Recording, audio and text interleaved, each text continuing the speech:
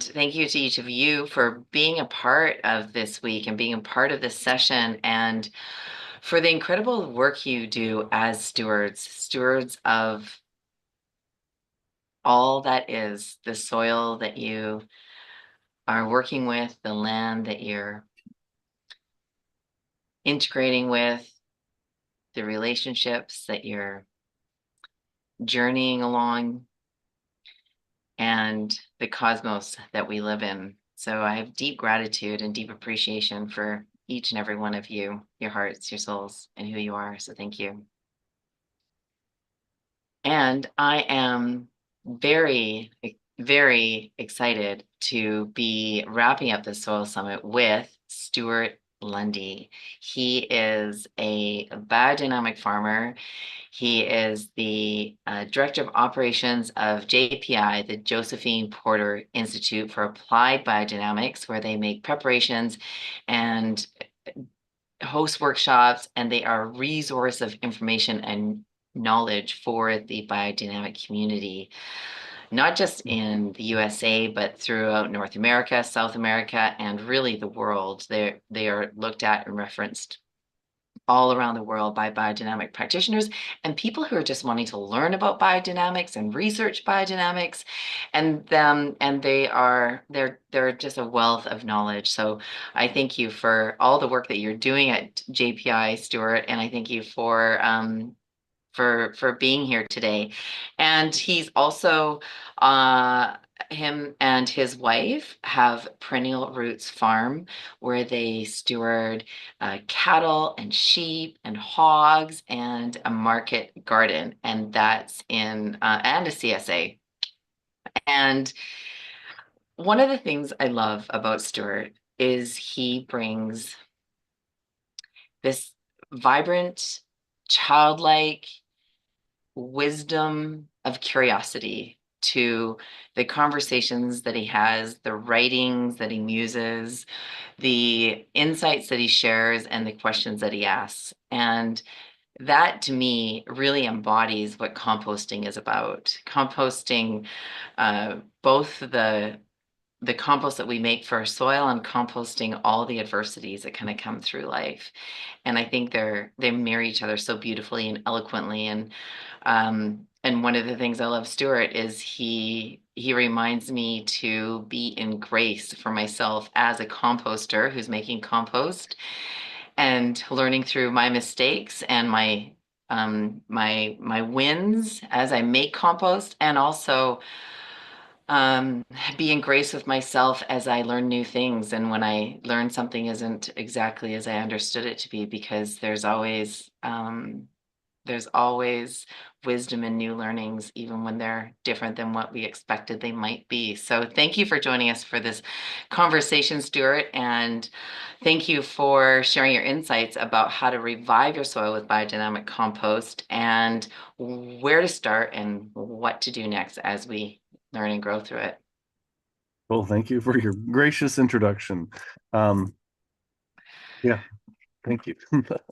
Yeah, well, I'm really meant every word of it. And um I'd like to start with a question of because like compost is, I don't even think it's a mainstream topic in well, for sure not in the world, and it's kind of becoming more like towards a tipping point, maybe in gardening and in organic farming. It wasn't even a big part of the conversation in some organic ethos. And biodynamics has always been a big part of the conversation. And so I'm wondering um, if you could just tell us what biodynamic compost is and how it's different than maybe some of the other forms of composting. And then we're going to go deeper into how to build it and what makes it so special. Well, it's nice that our audience largely already knows something about biodynamics, so I don't have to get too much into the weeds on that. But the key difference for biodynamic compost to me is not what we originally assembled the compost pile out of. It could be your leaves, could be debris from your garden, it could be manure. It's that we add something else special to the compost pile. And when I take a step back, we usually put waste products in the compost. And often we stop there. And that can make, in many ways, perfectly decent, perfectly functional compost. But in biodynamics, we use these special composted herbal remedies, which you can think of them as enzymes that help digest through the pile, or you can think of them as microbes, or you can think of them as energetic forces that permeate the pile. If you want your food to be medicine, it makes sense to give medicinal herbs to your compost pile so that the powers of these herbs are infused through the entire pile, and those are taken up by the plants that you will then be eating. So you have a kind of quantum leap in nutritive value when you shift and have these added. Because if we add any medicinal herbs to the compost pile, usually they're old, they're dry, or moldy. They're not the best quality. But if we really approach a compost pile as if it is a living being that needs the same kind of medicines that perhaps I do in my particular region, then it makes sense to bring those into the pile. Now, in terms of like concrete practical results from using biodynamic remedies in compost, you end up with about an 80% reduction in collapsing. So you save more compost. It heats up faster, it stays hot longer, but it doesn't overheat. So it'll get up quickly and then hold it, but it won't get so hot that it is burning it. Um, so just that means from essentially just a couple tablespoons of these remedies, like yeast in bread, you have something that works through the entire compost pile and helps keep it full of life, full of levity, so that it doesn't collapse in on itself. And just that makes the entire process worth it. It stabilizes nitrogen, it makes it smell less. And if the compost does not stink, when you give it to your plants, neither do they. Because when plants are essentially radiating body odor, they are attracting pests. If you're feeding stinky things to your brassicas, like cabbage and broccoli, if you feed those stinky things to that plant, cabbage moths come from all around because it also leaks these scents. And we're trying to work with odorless manure compost, odorless compost. And I don't mean there's no scent. It will smell earthy, it will smell rich, it might smell sweet, but you don't want any offensive odor. No ammonia, no funky smells, no sulfurous smells. You want it to be something like rich forest soil. And when this is done, you save nitrogen, you save money, you have more compost by the end, and your compost becomes medicine for the garden.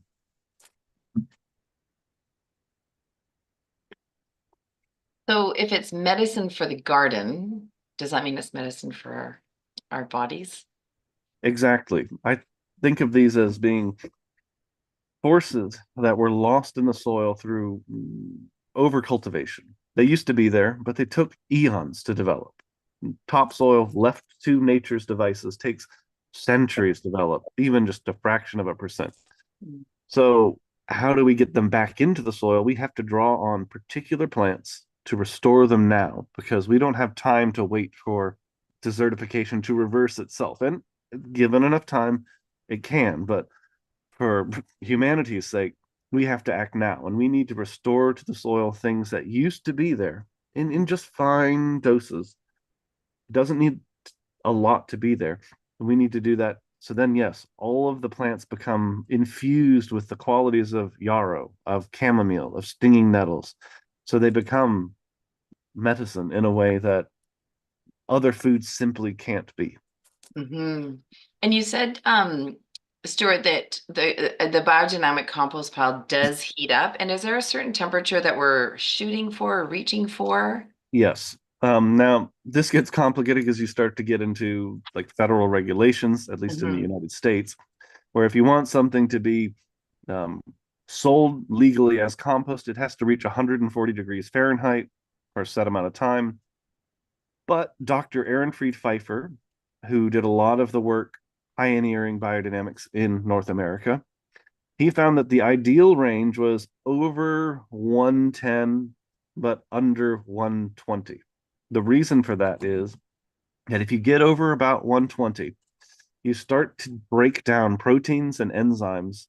And that's a lot of the power of compost, because an enzyme is, if you imagine like a mousetrap that can snap, but can reload itself so it's ready to act again. That's what an enzyme is. And if you break that apart, yeah, there's some constituents that are nutritious, and like the way that salt is nutritious, but it doesn't have that ability to digest and reset, digest and reset. So we want to keep it low enough. If you look at dehydrating manuals, they will also recommend keeping the core temperature of what you're drying under about 120 for the exact same reason. So we want it to warm up quickly to about 120. It can be a little over that, but we want to kind of keep that back. Again, if you're dealing with a commercial production or U.S. regulations, you don't have a choice, um, but to get it hotter than that. But yeah, it does heat up quicker and stays warm longer, which means it's just life accelerates whenever the temperature is raised. I mean, think of baking. No amount of kneading water, flour, and yeast and leaving it on the countertop will ever make bread. It has to be exposed to heat. And that's the same with the compost. You can leave a pile and it never heats up, and you'll have something perfectly serviceable. Don't get me wrong. It'll probably be more fungal dominant, but you'll never go through this very special, I don't want to say almost baking process where it becomes fluffier, it becomes more colloidal. So you want it to warm up, that inner warmth. It almost becomes mammalian as it develops its own inner source of heat. And that's our aim with biodynamic compost, is to get our compost to heat up. And what happens if it goes over that 120? Like what happens if it goes into the 130, 140, 150, 160? Like what Yeah. happens then? If you get too hot, you'll often see ash or kind of ashen look forming inside the pile, because it actually goes so hot that it disintegrates. It's like burning it. It almost turns it to char or wood ash. So if you ever see a compost pile that is getting too far above 140, all you have to do is take a garden hose and soak it, and it just brings its fever down. We want a benevolent fever, one that can like cook out pathogens, but we don't want one that's going to cause harm to the compost. So, like if I had a fever, there's nothing wrong with the fever in principle, as long as it doesn't get so hot that it's going to be causing me damage. So, we might lower the temperature, particularly in the head, so that it doesn't get too hot. And the same with a compost pile. The heat is good. It's taking things out that you won't want in your garden, and it's helping accelerate the humification process, the process of making good humus. Mhm. And what about poking holes in it, like with a shovel or a rake or something like that to help bring down the temperature? Would you recommend that with biodynamic compost pile, or would you Um, prefer water, in and why? general, I would just pour water on it, because as you open it, you're going to expose it to more air, which more air is like adding more air to a fire can accelerate the flame. So for Mhm. me in general, it's mostly watering it. Now, I like to use what is called the Johnson Su bioreactor, Johnson dash Mhm. SU. And it uses perforated plastic pipes, and you just stick them in before you assemble it, and then you assemble around the pipe. So you have these columns of air. Once the compost pile settles a little bit, you can remove them, and you have a fully aerated compost that's still getting hot, but it never goes anaerobic. It never goes sour. You don't have to turn it. You can just walk away. Now, it does require patience, but Mm, I find that if you do it right, it makes some of the best compost. really? And so are you combining are you making, okay, so are you making a traditional biodynamic compost pile with the layers and using the Johnson Su method, or are you making the Johnson Su method with the like the wrap around the containers and the like all the things, and using the biodynamic preps in that? I'm using the biodynamic preparations in the Johnson Su bioreactor. There are Okay. other methods that I've worked with. The reason I like the Johnson Su bioreactor is that it can tolerate a lot of material. I can make tons of compost easily when I don't risk any of it going bad. Now, when Rudolf Steiner in the original agriculture course in 1924, he was asked about specific compost methods and he refused to make a comment because he said that's going to prove itself. Given enough time, given practical experience, you're going to. He said, no, no, no. You said you add these preps to the compost process that works. So there are simpler ones. There's a manual called the best world. I think it's the world's best compost. It's a little biodynamic manual. It's a PDF available somewhere online, and I'm forgetting the name of whoever wrote it. But it's about aiming for that really colloidal clay-like um, humus that you're after, and you can get that with many different approaches. So for me, the biodynamic part adds something that's just missing, just this hint of these high quality medicinal herbs, an animal component that adds a kind of biodiversity that simply would not be there if I just piled plant parts. That's so interesting. We do have the Johnson Sioux bioreactor compost PDF that is in your all access pass area. And I think we should put it in the watch area too, possibly, Leslie. Yeah. Um, and we have, and is that a bonus? Did we put that in as a bonus session, that interview with David? David, okay, so if you have the all access pass, there's a bonus session Okay. from last year's Soil Summit that is an interview with David and his wife. So it's an awesome interview. It's all about the Johnson Sioux. So I love that you're using the Johnson Sioux bioreactor for composting. And what are the differences that you've noticed between the Johnson Sioux on its own and then using the biodynamic preparations with the Johnson Sioux? The Johnson Sioux bioreactor, which I've only used with biodynamic preparations because I was making traditional compost piles, and then I found the Johnson Sioux method, and I started experimenting with it, and I liked how it turned out because it's a little more forgiving. If I don't get my carbon nitrogen ratio exactly right, because it's breathable enough, it doesn't go bad. So for me, that was the real thing that made me shift that. So we do about 8 tons of Johnson Sioux biodynamic compost on our farm, which is what we use in our garden. And we do a lot of the smaller form, like barrel compound, which is not strictly speaking compost because it doesn't heat up to 140. But we make a lot of these on the farm as ways to augment the vitality in the soil. But yeah. Hmm.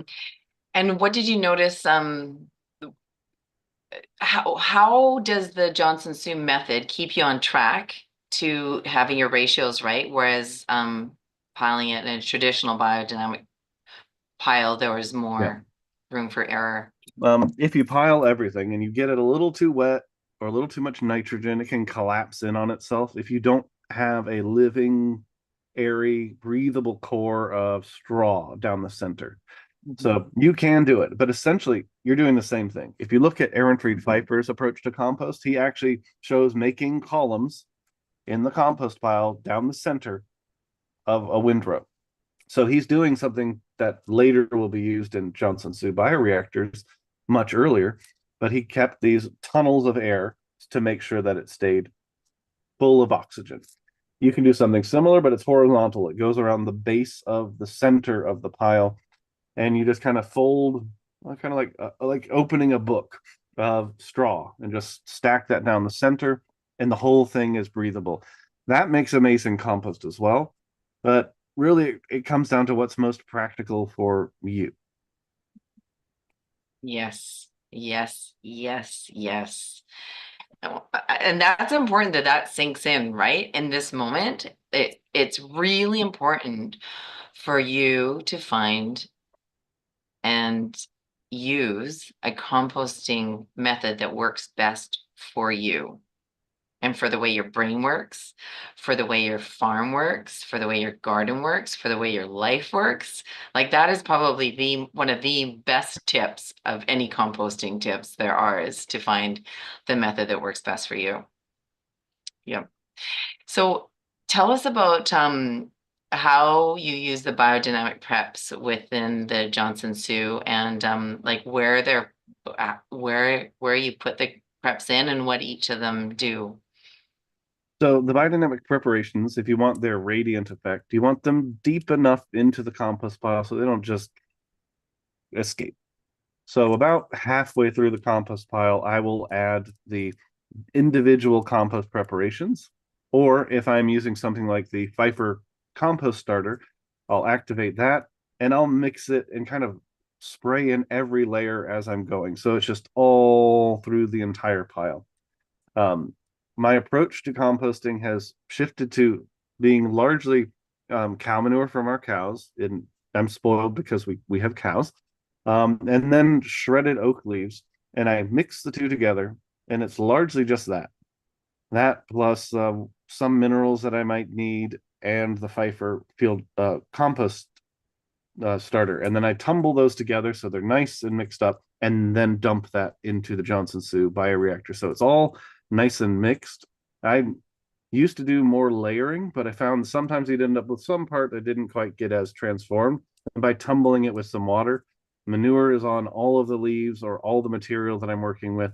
And if I don't have enough manure, and this goes for any backyard gardeners, if you can get a bucket of manure and make a manure slurry and just kind of use a watering can and just water some of that cow manure through each layer, you end up bringing that cow impulse into the pile, and then it behaves like something closer to the gut of a cow. And I know cows get a bad rap these days, which I think is truly unfortunate, but the microbes in a cow's gut produce 10 to 20,000 times the nutrients that they need, like vitamin A or vitamin B12. And for them, it's a waste product. They're producing this in an enormous amount. If you can infuse the compost pile with that ruminant impulse, the entire pile begins to generate enormous amounts of these vitamins, and it really literally becomes a multivitamin for your plants, and therefore improves the nutritive value of anything growing out of those. Hmm. That's a cool idea. So you're saying whether or not you're doing a biodynamic compost pile or not, just any compost pile, if you have a very limited amount of manures to make a slurry, so it's basically put some cow poo in with a whole bunch of water, mix it up and sprinkle it, Yeah, drain it exactly. through your pile. Can it be any kind of manure? Like clearly not dog and cat. Yeah. We've been told not to, but like sheep, Sheep would chicken. be fine. Ruminant, I would say stick with a vegetarian animal, not something that is omnivorous or carnivorous, and stay away from pig manure. The reason for that is that pigs are can be or what can be termed as bioidenticals. They're very genetically similar to human beings. They share a lot of our parasites and diseases, and you don't want that in your pile. So, um, yeah, hog manure is not something you put in your pile unless you're taking it out to, say, the orchard. I would not put it in contact with what you would be eating directly out of the ground. That's the only one I avoid when it comes to like goose or duck or sheep or goat or llama or cow or whatever. All of those are fine. You just don't want the ones that share our disease problems. Yeah. And then tell us about each of the biodynamic preps. Because I think it sounds like that's a really special part of the biodynamic compost. So what are they and what are they doing and what are they like bringing out in that compost? So we often look at things backwards. We look at the world of appearances and we imagine the appearances is where things start. Matter is what there is, and consciousness is sort of a mirage of matter instead of these material forms being born and condensed out of life. So we first have to make that subtle shift because what's happening in the preparations is a shift back to the realm of life, not just dead mineral fertilizers, but into something that reconciles particular components. So, say potassium and calcium, or calcium and silica, these elements within life that plants need. We draw from a plant that already works very well with these elements. So, let's take, say, for example, one of the preparations, which is chamomile. This has a very special relationship to sulfur and to calcium. And I like to think of it as a sort of organic uh, gypsum, which is calcium sulfate. So rather than having to draw on ancient deposits of minerals, we can draw on something that is alive, that has the power to assimilate calcium and reconcile and unite it with sulfur. And then when you use that in your pile, you're sending out a sort of living gypsum that isn't just the dead dust that we're used to seeing. Each of the preparations has a particular relationship to their own set of, you call them nutrients or elements on the periodic table. But we have yarrow, for example, which is an excellent herb for cardiovascular health, for removing bruising. It's called Achillea millefolium, named after the warrior Achilles, because they would carry that herb into battle, and if they were wounded, would crush the blossoms and press it into a wound, and very quickly stop damage that you only have moments to stop because it has its strong styptic action. Yarrow is good at separating pure fluids from impure fluids, which is essential for the expression of healthy plant growth. But you go from yarrow to chamomile to stinging nettles. Stinging nettles has all essential amino acids, so everything you need to live, plus several non-essential amino acids. And it is the one preparation herb that consistently improves flavor in food, which is an enormous part. It's flavor forward food. That's really, biodynamics offers that. And sometimes it gets weird talking about the preparations, but if you just let someone taste it, they're not going to care what the weird explanation is when it tastes better than anything else they've had. That's the way to get to people, is through the direct experience. But if you did nothing but add a lot of stinging nettles before it's gone to seed, mind you, so you chop it and layer that into your compost. It's the one plant that Rudolf Steiner says to gather as much as you can. All the others, he says, you only need a little. You only need a little. But nettles, he says, get as much as you can. So stack as much as you can into your compost pile. You will have tastier food, more colorful food. Those secondary metabolites will be infused with a new vitality, because we heard a little bit about this last time, but um, there's something about plants that if they're short on something, they'll focus on one other thing. So in a plant doesn't really care whether it tastes good to me. Um, and it's going to prioritize its own survival, and then it's going to prioritize reproduction. And if it has more than it needs for both of those things, then it starts to taste good. So, while the human being in our subjective experience is often dismissed as unreliable, we are the most advanced, for lack of a better term, technology for quality assessment. When food tastes good from a garden, and I don't mean donuts or these fat, salt, sugar things that are part of the modern world, when it tastes good from the garden, you know that it has more than it needs to survive, which means it's going to give you more than you need. Um, so we continue through the herbs. One of them is oak bark, which is composted in its own special way, and this has a kind of drying tannin effect. So you think what oak bark is traditionally used for. It's used to tan leather, to take something that is wet, soft, and would normally rot, and dry it up enough so it becomes strong, firm, and has a toughened skin. We want our plants to not be floppy, mushy, so we need something to be drying, and that's what the oak bark brings. And then we have dandelion, which has this power to help ripen and expand the inner atmosphere. You think of every fruit as it swells and fills with a particular kind of sweet substance. That's the power that dandelion works with. You can even see in its gesture. It flowers, but then it swells up. So that's what we bring into the pile. And then there's, of course, valerian, which has this warming effect. But all of these are put together, and you can almost think of it as adding everything a plant needs for every stage of growth. We often only put leafy things or things that are too far gone into a compost pile, so then we only have the power of leafing out. No, but I want the power of germination, leafing out, stem growth, inner nutrition. We want the expansion to the fruit power. So we have to draw on a panoply of things to make that kind of a full diet, a full balanced diet compost. And so that's, for me, a major component to what the biodynamic preparations offer. Mhm. That was a great explanation, Stuart. Thank you. And with the biodynamic preps going into the Johnson Sioux or any compost pile, is there a certain pattern or um, sequence that we put them into the pile?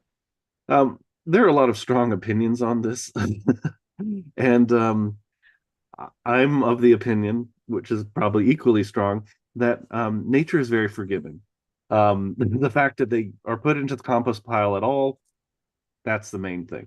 I do like to put stinging nettles in the center because it has a lot to do with like blood health, the heart, the middle of the human being. So that's one that I do. But you think of it as kind of these different microbial cultures, and you put them in different parts of the pile in isolation from each other. So one's over here, and it's a distinct microbiological culture or enzymatic culture or force, whatever you want to think of it as, and it grows outwards. But then there's one I put here, and it grows outwards the other way. So you have this kind of energetic crisscrossing through the entire pile. Without turning the pile, you've done a sort of subtle stirring of the compost pile by putting in these distinct cultures that are able to then meet at the very end. And you can treat a pile repeatedly. There's one method, and this is a particularly nice one.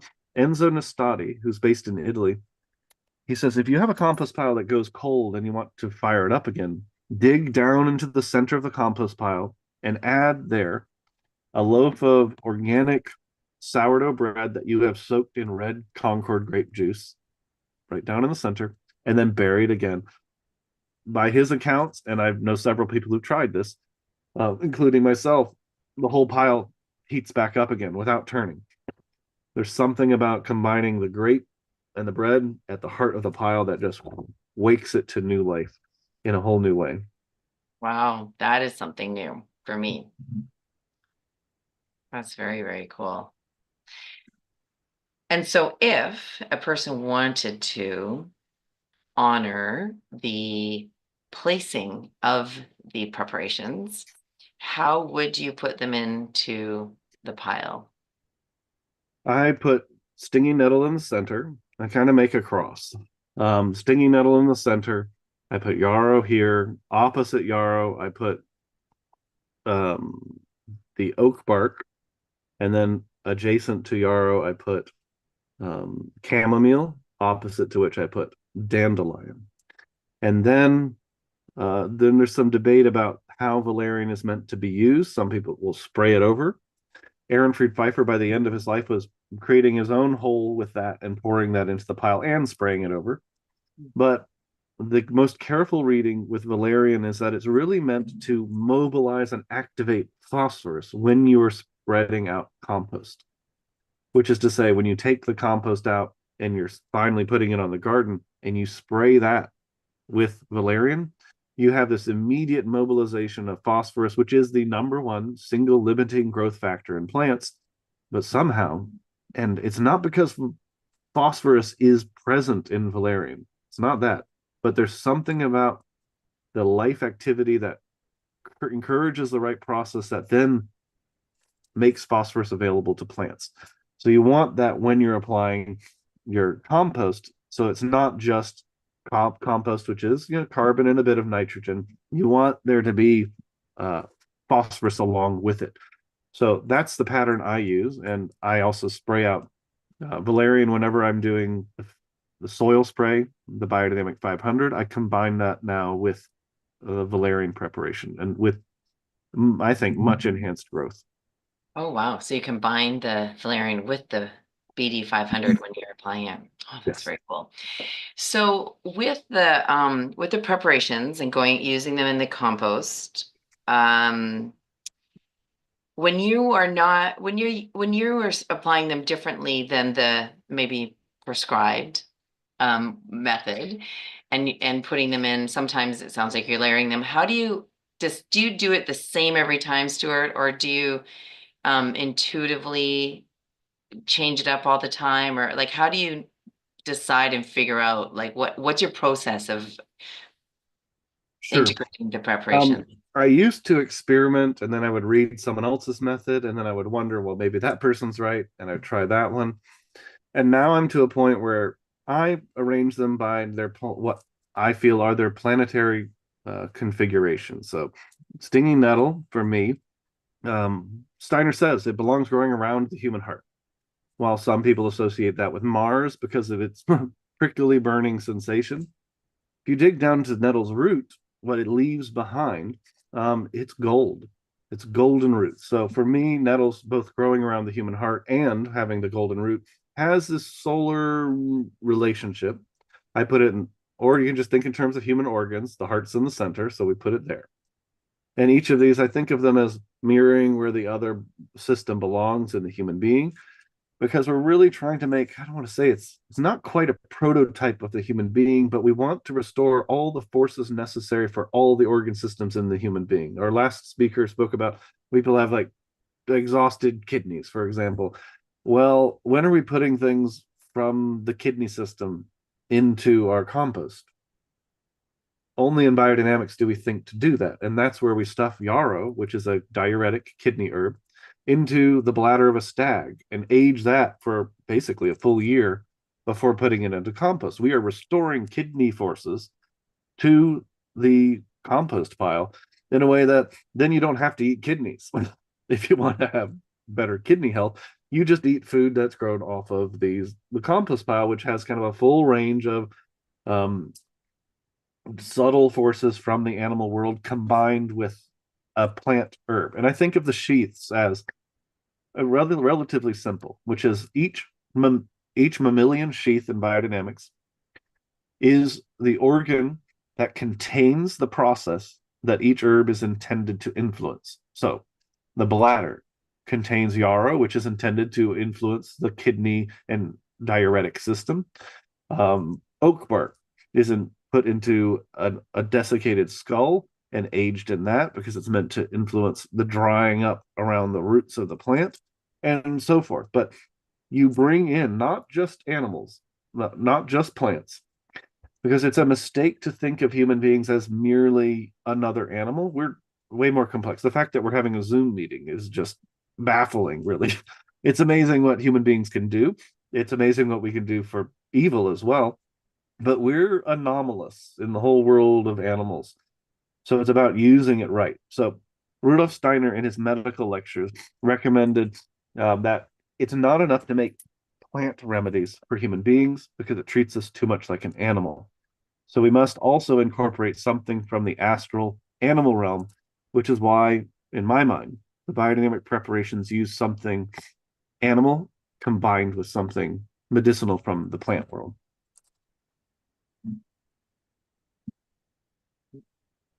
Thank you for that. I just went, my eyes shifted over to these questions, Stuart, and I thought maybe we'd pepper some of them in here. Um, what months or seasons are optimal for making compost? Well, if you want it to heat up, usually the warm season. That's just it's easier to get it heat up. It's not fighting with the cold, but usually you're gonna have most materials at the end of the season when it's getting cooler. So I like to put my compost in a place where it has kind of a southern exposure. Now, if you do well, where I am at least, where it faces the sun, um, because then it gets passive warmth and that keeps it warmer longer and accelerates the biology. It is nice if you can to build an ideal compost pile that heats up and keep it in the shade because then it never dries out. If compost dries out, it's just everything stops. So you have to keep it moist because water is life. But for me, the timing, whenever you can, I'm making compost most of the year now. Cool. That's awesome. Greg, I think it's Greg. Yeah, Greg says on his farm last fall in 2024, they made a BD compost with 1 ton of ground oats, corn, and inoculated with BD preps and local topsoil found under old hay butts, wood chips, piles, and old compost piles. 10 5-gallon buckets of local topsoil from this source was added to the ribbon on ground grain. mixed with a loader bucket and moisture added. The ribbon-shaped pile heated to 110 within 2 days and held 110 to 115 temperature for 4 weeks. I finally stopped measuring temps. The ribbon of compost never exceeded 115. I kept covered with a rainproof tarp during the process. Example of mesophilic composting. That is a good example. That's Greg, splendid. thank you. Yeah. It's beautiful. And I love how you shared how you used your tractor to do it too, because that's something that people always ask about is how do you do bigger compost piles when they're starting to grow. Um, hmm. What are some of the biggest challenges that people come up against when making biodynamic compost, and what are some of the ways that we can work through those? Well, it's usually moisture level and the nitrogen content. Those two things. There's a nice diagram in Wolf Storrell's Culture and Horticulture, which shows what happens if you have um, excuse me, Bless if you. if you have too much water or it gets too mucky, you get maggots and it gets slimy and you have the appearance of flies. So it blackens. That is not the kind of compost you want.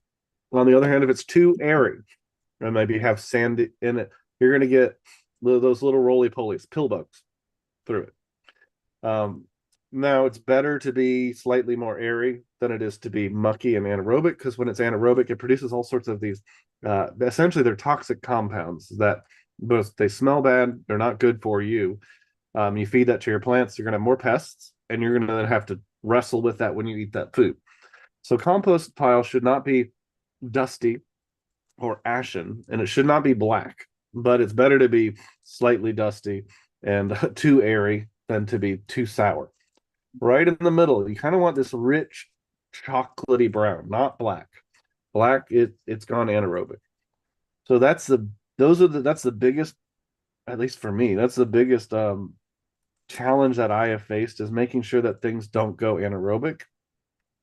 And that's why I use now the columns from the Johnson-Su method. You don't have to use the Johnson-Su method if you just put a pipe into your pile when you build it and then take it out a few weeks later. And then you'll maintain a really lovely aerobic process there. But it's a learning curve. I mean, how many times do we really make compost? Even if you made it every year for 50 years, that's 50 times. That's so there's a steep learning curve. And then yeah, there's a real problem because we used to all compost historically. There was a document I found from the U.S. Department of Agriculture in the early 20th century in my county, and it said that the county I'm in was the leading county for composting. They would collect horse manure, a bit of lime. They would use pine needles, and they would make enormous compost piles, get them hot, let them age, and then that would be their primary source of fertility. But with the arrival of the train and the gradual transition to chemical fertilizers, they abandoned that. I don't know of anyone here who is composting anymore. So been a break in the tradition, because what you need to know about compost, it's difficult to learn it all in one lifetime. So we need that continuity of tradition. Fortunately, now we have things like this soil summit and resources where we can try to bridge that gap. But from experience, it used to be passed on directly, person to person, in person, and we need more of that, because it's the future. It's just in terms of carbon, just in terms of fertility, just in terms of nutrition. Any one of those, we need to be doing better composting. Hmm. I'm so curious. So if you could just all play with me in the chat for a second here. How many of you have made compost before? Like, just put a 2 in the chat if you've made compost and you make compost kind of regularly. If you've made it or make it. Thank you, thank you, thank you for playing.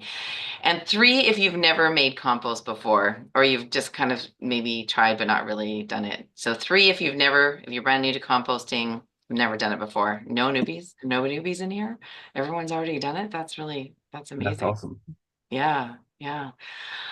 Okay, that's good to know. 2s, more 2s. Any threes? Any threes? I love threes too. I love when we're having conversations with people who are brand new to composting, it's impressive that everyone's composted here. That's really impressive because it's very rare to be in a room, been composting for over 5 years. That's awesome. It's very rare to be in a session where people have all composted before. So that is very, very cool. Um, so with that, I'm curious about what questions people have in the room if you've been composting for 5 years, and what questions do you have about um, composting, and what would like what questions would you want to ask Stuart about biodynamic composting or just composting in general, using the Johnson Sioux or the different methods that he's used? If you have any questions about that or insights of something that worked really well for you, we'd love to hear that as well. I know we've got some kind of like compost consultants and composters who teach people about composting in the room too. So I also invite your wisdom into this conversation. Um, Stuart, like I want to go back to the biggest challenges people have and how to mitigate those. So one is like that anaerobic too wet compost, and you solved it by doing the Johnson Sioux. Um and what about the compost pile that heats up like to like 140, 150, 160 and gets too hot too fast? And we talked about uh cooling it off with water. And what are they doing wrong though, if that's what's happening? Um, there's a question in the chat which brushes up against this. Do I keep the towers wet with an irrigation timer? I do not. That is ideal for Johnson Sioux setup, but I do not. But I keep it covered and I check it for moisture from time to time, and it works fine for me. At some point, I may set up something with the timer. I have not gotten to it, and I've been happy with the results. But it's good if you can. I've just been too busy for that particular point. But um, it depends on your climate about how you balance these things. So um, if you're in an arid region where if you build a compost pile up, the whole thing just dries up, you may actually want to lower that and put it below the level of the soil. Imagine interring it within the earth. So all the sides are earth. I know some people who do that in the dry tropics in order to keep the moisture in the compost pile, because if they don't, the whole thing just turns to brittle dust. It does not want to form good humus. Um, and I don't know if that's relevant for areas that freeze deeply. Um, yeah, I don't know, because from my experience, I'm subtropical, so I can't answer that directly from experience. Um, but it's a good question. Yeah, I can't tell you. Some people might find that covering the compost pile with a layer of greenhouse fabric might help. That keeps it another 10 degrees warmer, two layers, basically about 20 degrees than the ambient temperature. That might help. I don't know, because I don't get that cold. We never get below freezing where we are, that much below freezing, excuse me. So I don't have to think about that. So I can speculate, but that's only of so much use. Hmm. Um, That's a good there's idea. That's a good idea about the plastic over top too, because the microclimates that are created in that is quite profound. And there was one person who I had a conversation with. He's a farmer who farms up in the Northwest Territory, the Yukon. So it's like way up okay. north in Canada. It's very, very cold. And he has his compost piles in his hoop houses. So There they're you not go. even heated greenhouses, but he has them in his hoop houses, and he has his chickens in the hoop houses with his compost piles. So they're eating from the compost piles, pooping on the compost piles, and it actually keeps the whole greenhouse heated for him. Fascinating. There's another question about is it too much green that makes it heat up? And that's a yes and no question. For example, the question here gets into piling alfalfa and it overheated.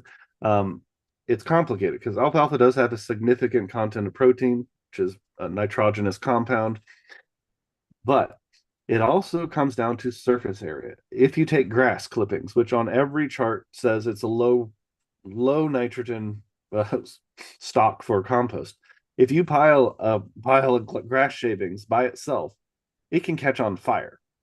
Because the surface area, imagine it's like kindling. It may not be the hottest burning material, but if you pile it high enough, it will catch on fire. Similar with things like chicken manure. If you pile a pile with just chicken manure, that too can actually cause flames. So it's surface area because that makes things kindle more. The more surface area, the more biological activity. So the more materials are chewed up before putting them into a compost pile, the more you accelerate the metabolic rate. So it's surface area, and yes, nitrogen is relevant, but I don't think in terms of nitrogen anymore. I think in terms of surface area, because food that's properly chewed, you're going to assimilate more and you'll digest it better. The same goes for a compost pile. I put everything that's going into a compost pile through a chipper shredder first, and then tumble that together with manure or manure slurry, and I get better results with that. But again, if you see one that is getting too hot, even if it's a wrong ratio but you keep it watered, you won't see the same kind of burning, hopefully. Water it down, cool that fever, and you'll see a better result. Cool. And if somebody's not able to get the preparations, what are your thoughts about using the actual um, plants instead of the preparations? Very, very important question. Mae Bruce, who wrote Common Sense Composting, so the full text is available online. She kind of parted ways from the Anthroposophical Society back when biodynamics was like under lock and key. No one knew what the recipes were, but she did because she was a member. But she wanted to try experimenting for people who can't get cow parts or a deer bladder. And there was a bit of a consternation on the part of the Anthroposophical Society, and they said that, well, Steiner gave these recipes, and she said, well, Steiner did not give us the plants. So begrudgingly, they said, fine. So she went off to do her own independent research on composting, and she found that using a critical mass of each herb, they're not composted, they're just the fresh, high quality herb, you could get almost all of the same effects as using the full set of the biodynamic preparation. It's not the full effects, but it's kind of the law of diminishing returns. But she found two of the entire set performed 80% of the work, and that was yarrow and stinging nettles. So if you did nothing but add those in abundance to your compost pile, you'd get about 80% to the full biodynamic effect. So if you can't source everything, but you can source nettles and yarrow, you can get most of the benefit. So I strongly recommend that. So you can, but I recommend her just a little book.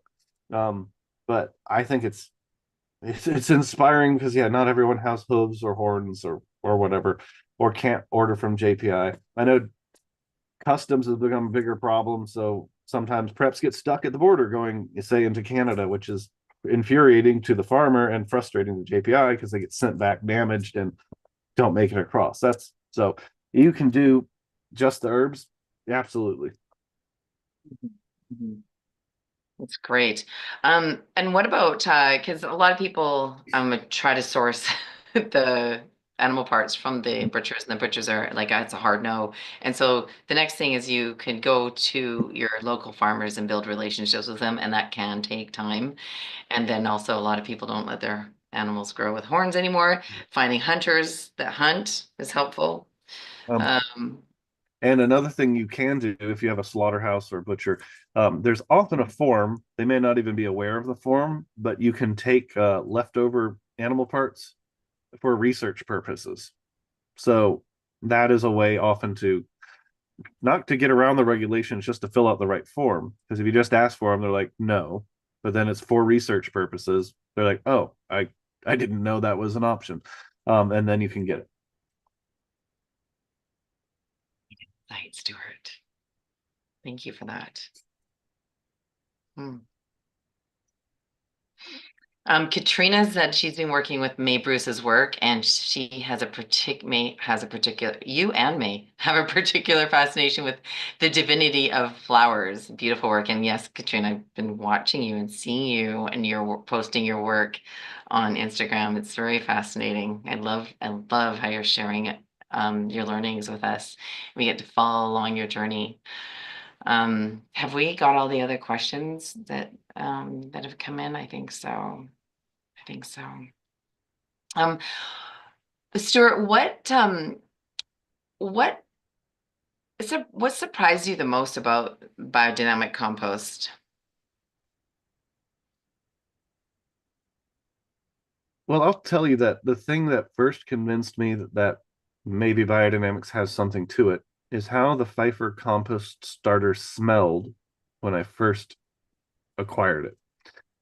And I was like, this is what I want my compost to smell like. This is what I want my soil to be like. And yeah, I remember that moment being very important because it's just such a rich, earthy aroma. It's not a stink. Nothing offensive about it. It's just so, I don't know, it's lovely. So that's not the compost, but that's the starter. So um what have I noticed? I don't know. I'm to a point where most of what we eat is from our garden, or the animals from our farm. And then we now make all of our own compost, which is that takes a while. If you're a market gardener or run a CSA to do all your own compost, we used to buy some in and like mushroom soil or whatever, but that often had undesirable effects. It was too black. It often had a smell to it. I would have to age it longer, add preps to it. It would collapse too much, and then there'd be disease vectors that would come in through it for the plants because of that anaerobic black greasy quality. Now I don't have any of that. So it's not that I don't have pests. This is a vibrant subtropical area. So bugs love it here. The ground often does not freeze, so the bugs persist. But what I've noticed is that I need less of it every year.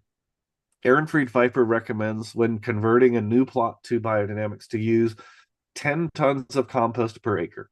That's a lot. And then 1 ton per acre as maintenance for the every year after that. So that's not an insignificant amount of compost. But we're to a point where we add compost a little bit every year, but it's now to a point where it's a dusting or just in the furrows because the soil is already alive enough. We just need a little jump start Mm. and we just keep adding it. And I think of it as restoring, like recharging the battery of the soil. If there's not that energy held in the soil, the plants are going to look kind of piddly in their return to the cosmos. You need to recharge the soil. It's not really battery, it's not electricity, but it's an analogy. And I've noticed that if you keep it recharged, you don't have to spend the 10 tons of compost to recharge it. It's kind of like if you have an alternator in a car that's always recharging your battery, you don't have to go plug it into a wall and wait for a long time to see it recharged. So becomes more of a maintenance dose to keep the vitality up in the soil. So I've noticed that works better and faster, and it almost feels like cheating because I don't add an enormous amount in each garden bed anymore, That's and yet awesome. the soil gets richer and deeper every year. I love it. That's awesome. That's a great testimony. And tell us just quickly, what is the compost starter as opposed to using the biodynamic preparations? The compost starter is an all-in-one thing that Pfeiffer specifically developed for the Americas, where he didn't have to talk about Steiner or the esoteric stuff or animal parts or weird recipes that some people would be, balk at.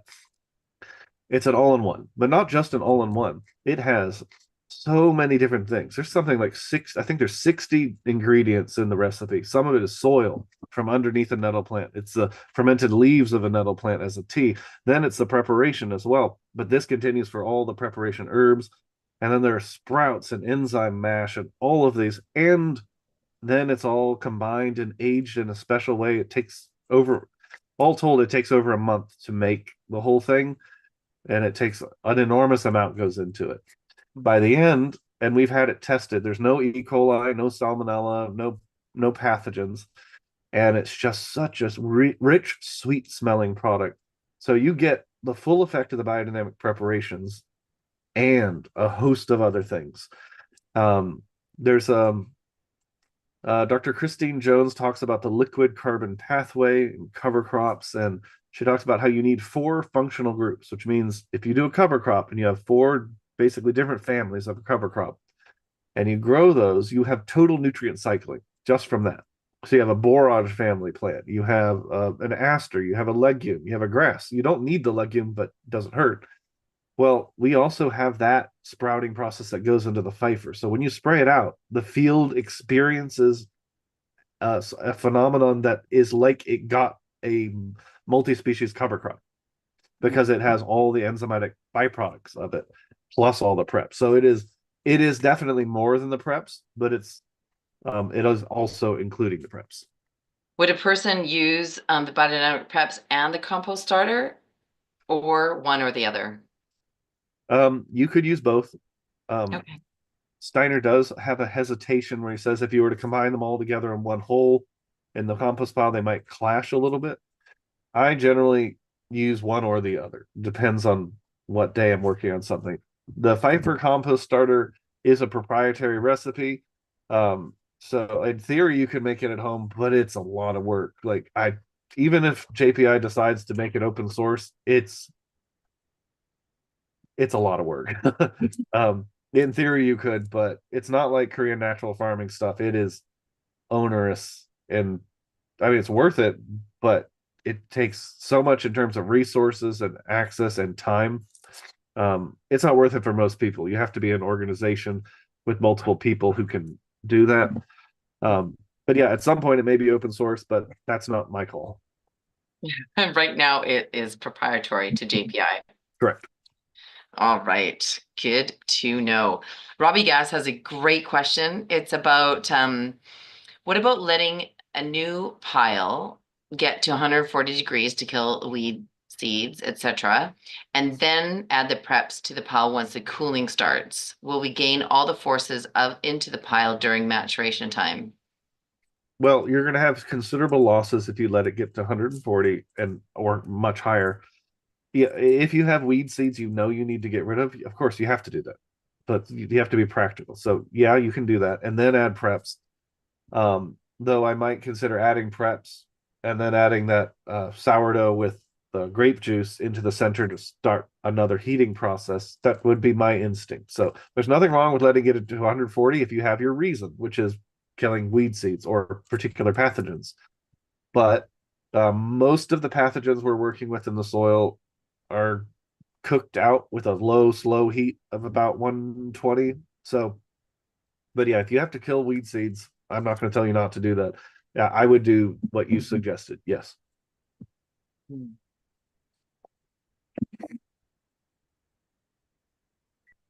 What's a question that you don't really get asked too much about composting and biodynamics that you wish people would ask more often? Oh, yeah. Why don't more people do it? That's the question. And why don't more people do it? Because people don't understand what it really offers. Um, you have to read between the lines, but there's a particular moment where Steiner is asked about nitrogen, and he says, I've been talking about nitrogen this entire time. Adding chamomile, which settles the stomach and stops off gassing, means you're not losing less nitrogen to the atmosphere.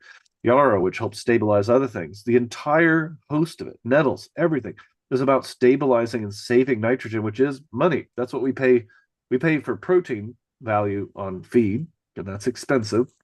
If you really understood the value of biodynamics, biodynamics would be a much greater threat to the agrochemical world. For example, the horn manure has consistently shown what are called free living nitrogen fixing bacteria in abundance, which is these are just like how a legume can fix nitrogen in its roots. These don't have any direct plant association. All they need is a tiny, tiny, tiny, tiny bit of calcium to make the enzyme nitrogenase, and they can take nitrogen directly from the air and some sugars from the exudates of plants and fix nitrogen directly.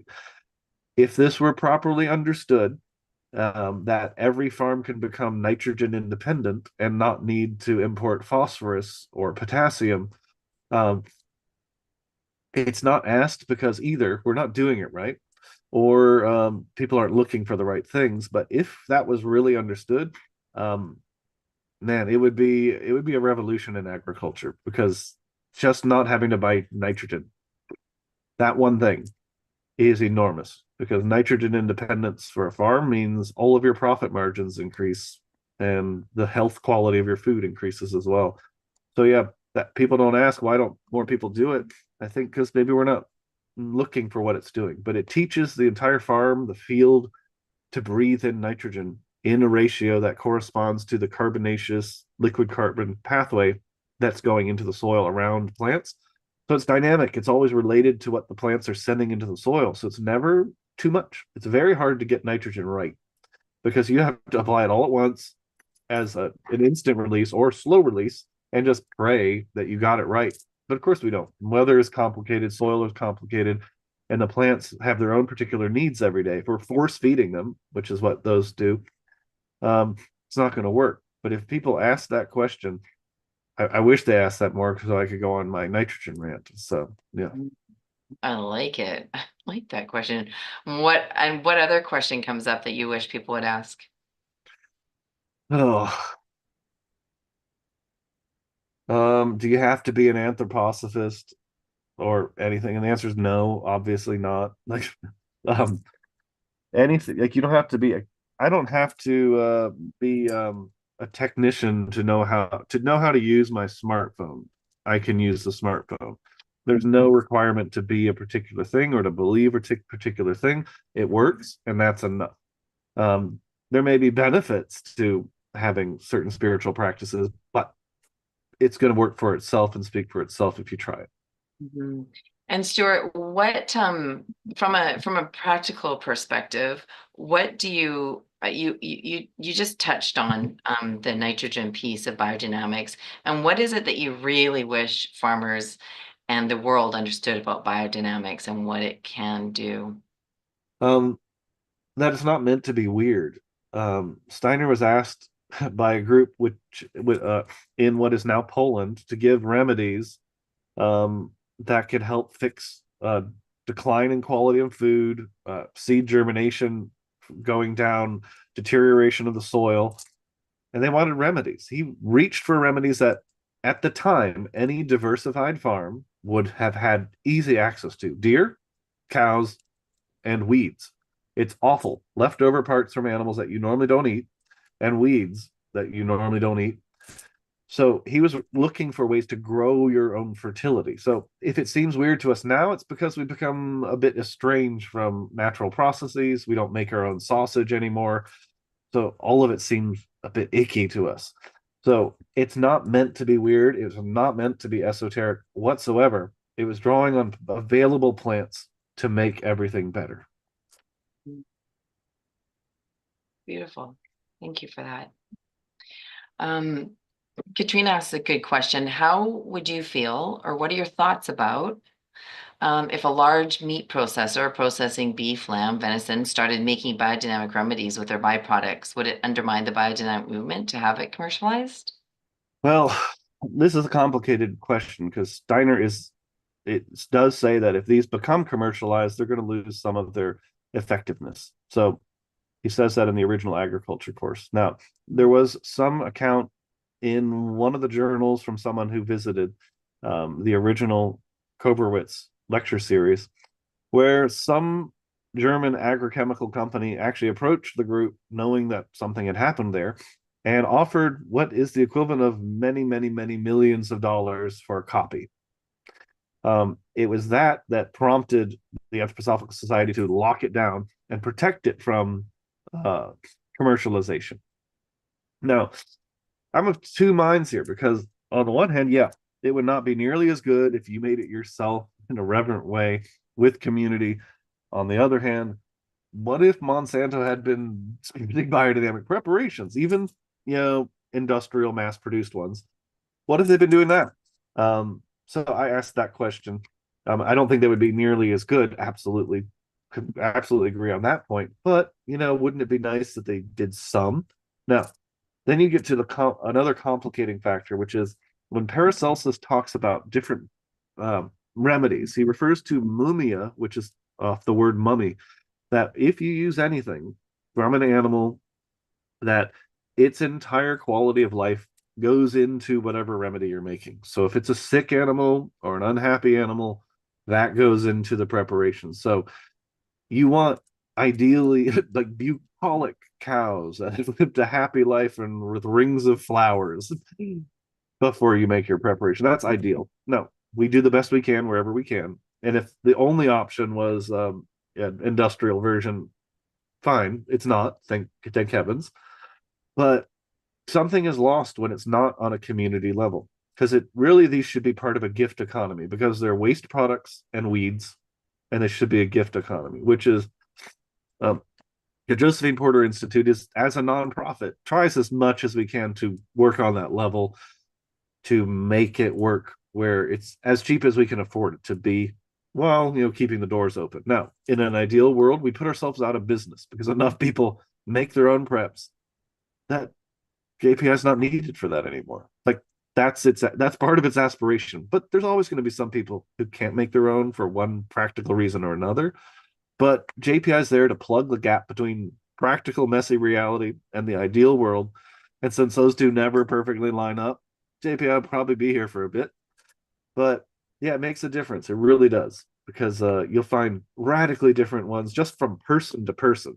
Even if they make it out of the same manure and they bury it over at their garden, it becomes a whole other thing, because what concentrates in the preparations is atmospheric, it's environmental. It's not just my energy and my thought and my intention, though it's also that, but it's the microbiological world at your particular place. So every biodynamic preparation is already indigenous microorganisms, particularly if you get it from your own bioregion. So I'm a big advocate of people getting it as locally as they can. And if they can't, sure, yeah, JPI can supply that. Amen. So be it. Thank you. And Chris has a wonderful invitation saying that the Camp Hill farms there are Camp Hill farms in different states, and that practice Steiner's practices that people can visit and volunteer at. And we actually featured a Camp Hill farm from Ontario in Heart and Soil, and I know there's been people peppered in throughout the Soil Summit who have participated in Camp Hill and on all different levels, from yeah, from all different levels of working there and volunteering out there. So thanks for amplifying that, Chris. I really appreciate it. We deeply appreciate the work of Camp Hill. And I also wanted to give Stewart a shout out for being one of our contributing authors to the Celestial Planting Calendar. He has a couple of articles in here. One is what is biodynamics, and it's a little snippet, an introduction from his book that he has, which is Biodynamic for Beginners, and you can get that off the JPI website, right? Yeah, and it's a fabulous, easy, wonderful read. And then he did an article on biodynamic preparations where he just gives you a nice little snapshot of what they are and the the benefits of those preparations. So thank you for that contribution to the Celestial Planting Calendar, Stewart. And we have another question that came in. Can we make our own preparations and invent new ones? The short answer is yes, which causes me to be controversial sometimes. But here's my thinking. If Steiner were to have, say, visited the Navajo in the United States, he's not going to give the same herbs as he gave in what's now Poland. Just duh, because it was about that place. Now, Lloyd Nelson with Biodynamic Source makes bison preparations, which at the time was considered somewhat scandalous because, well, that's not what Steiner said. But if you want something that is more appropriate for the Americas, you're going to want to draw on an ancient primordial influence. You can add the regular cow preparation on top of that, sure. But I think it's more important that we restore that old bison preparation first, to remind the earth of where it has been, and then integrate that into the new, not just supersede it with the new, but to have the two working together. I've also been talking to people in Nepal and in Navajo, where they both have a lot of sheep, but they don't deal with cows nearly as much. So in Nepal, they revere the cows so much. As a culture, you're not going to get them to use the parts, even of a dead animal, as a preparation. So the question is, can we do something serviceable? And it's not about the ideal. Is it serviceable within that culture where they can use sheep? Because it's about what do you have left over. I'm not going to convert an entire country to, processing cows and using their parts. That's not our mission. So the short answer is I think yes. How we go about that needs to be delicate though, because it's not just about replacing them. It's not just about making things up. We should, and I've got a document I'm working on towards this. It's just a draft, but it's about find what Steiner says about the herbs he recommended, um, study the external science about what those herbs do, and then look for indigenous plant medicines that work towards the same thing. And then you need to test it.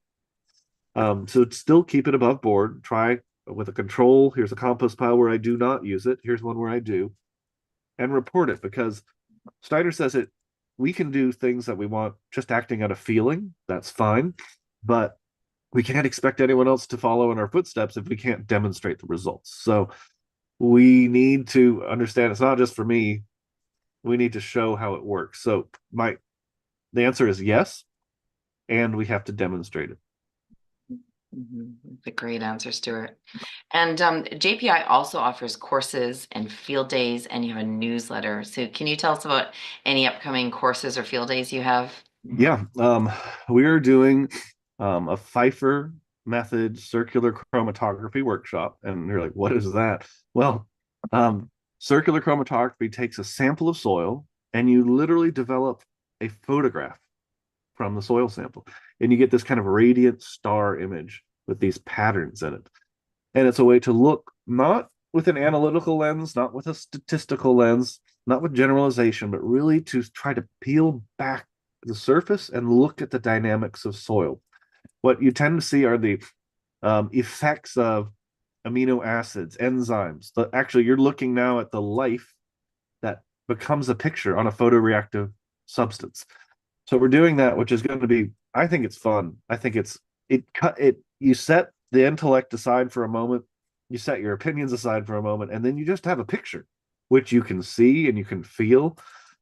And it's cheap enough that they're about $1 a piece doing the test, which is cheap enough for anyone to do. You can do it in your own kitchen. And what's nice about that is you don't even need to be able to read to be able to do it right, because you can just look at the picture. It's about developing the human being as an organ of perception and remembering we are the most advanced technology for quality assessment. So we're doing that in late March 21st, 22nd, and 23rd, and that will be in Floyd, Virginia. We're going to try to record it, and it'll be a condensed version, but you'll get most of the practical side of it as a recording if you want to purchase the recording, and if you can't make it in person. Amazing. Thank you for that. And you can learn more about JPI on the web at jpibiodynamics.org, and they've got a fabulous newsletter which Stuart writes and contributes to on the regular. And you can also find them on Facebook, Instagram at JPI Biodynamic and JPI Biodynamics, and on YouTube at, this is Stuart, right? Biodynamico.